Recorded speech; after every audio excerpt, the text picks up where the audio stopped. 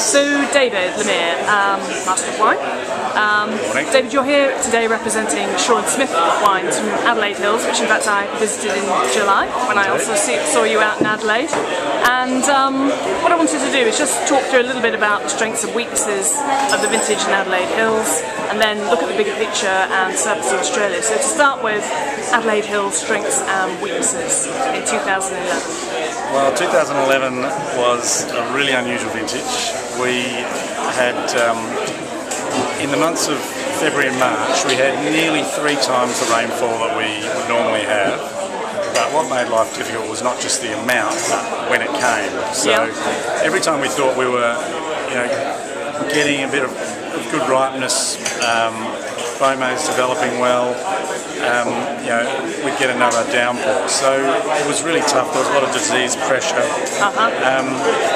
And for the Adelaide Hills, reds were particularly tough. So we didn't make a Shiraz in 2011, which is is a bit sad, but those are the calls you've got to make. And what happened to the fruit?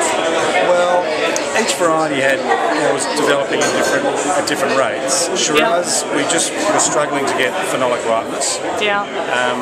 And it never really got there, not to our satisfaction. So did you pick it, or we picked a tiny bit, but and made a bit of wine, but it won't come up to the standard. So it'll just be sold off.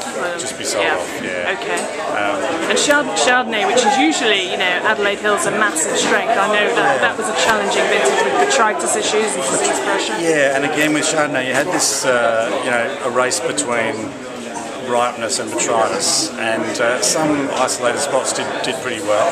And there are some real positives out of it as well. There was a lovely flavour development in cool conditions, a long hang time, and that sort of thing. And there are some good wines will come out of it. But for us with Chardonnay, we ended up with about 10% of what we would normally make. Yeah, wow. So we got hit pretty hard, but that'll be a really interesting wine. That'll be good, lean, crisp, but plenty of flavour. So and come out under the Shaw Smith sort of general label, not no M3 this year. No, we'll get some M3. But just a little bit. Okay, so people get their orders in now. Exactly. Yeah. Sauvignon I tasted with Michael, and obviously a vintage that responded to the cooler conditions and aroma. Yeah, Sauvignon was really the star of the show for us. It got to a good ripeness level. It had lots of great zingy natural acidity, really crisp, a bit more lemons and limes than normal, but still that grapefruit character that we do see. And we were worried that in a cooler year that it would be more herbaceous and more Kiwi-like. And as much as we appreciate those wines, that's not what we are looking to make. But we didn't see excessive herbaceousness at all. We got good ripeness, great acidity, and really punchy 2011 Sauvignon Blanc. So we're really thrilled. So aroma, lower sort of Beaumet's translating into lower alcohol, natural acidity, kind of big strengths that are going to make for a really, make for a very good Sauvignon Blanc indeed. Yeah, no, we're really pleased, and it just shows that every vintage there are going to be things that do better than others, and Sauvignon was the star, and of course that was really dependent on hand-picking everything, which we always do for all of our wines. That was particularly important this year, to be able to pick around any rock that was there, and just preserve the purity of the fruit. So selection, absolutely critical. Okay. And the bigger picture, David, I know that you work with other wineries in Australia and across Australia as well. So the big picture is, everyone was expecting 2011 because lots of very substantial crop losses have been reported because of the disease pressure. Everyone was expecting it to be a low yielding vintage overall, or lower crush, and then it's preliminary reports in June suggesting that it's 1% up on 2010, and Stephen Strachan's report comment about that's just not sustainable in the current market. So any thoughts on that and where Australia needs to go? Yeah, it was a funny one because it was a really big crop on the vine from flowering, and so even where people were cutting out 20 or 30% of their fruit because of disease, because of botrytis, Yeah. they were still ending up with a crop that was around average in a lot of cases. So that was one of the strange things about this vintage.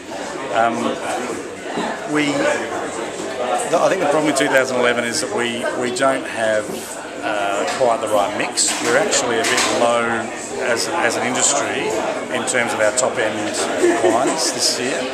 But there's too much wine that's going to be at the bottom end. So we've just got to be.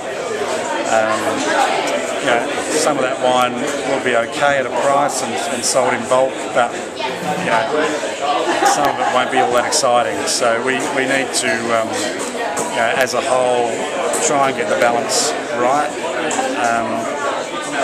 We've got a fair amount of fruit that is not really sustainable in any case. We can't keep competing on price and expect to be able to profitably sell 4 and 5 pound bottles and compete with Argentina and Chile. Yeah. So we've still got a way to go in structural change in the industry. Grubbing up. We're talking about grubbing up. Yep. Yeah. Yep. Absolutely. I know there's been a cry for that for a long time. Yeah, and there has, and there are operators who are hanging on, and financially it's being supported by other sources of income, so the change is really slow. A bit of it is happening, but the change is slow.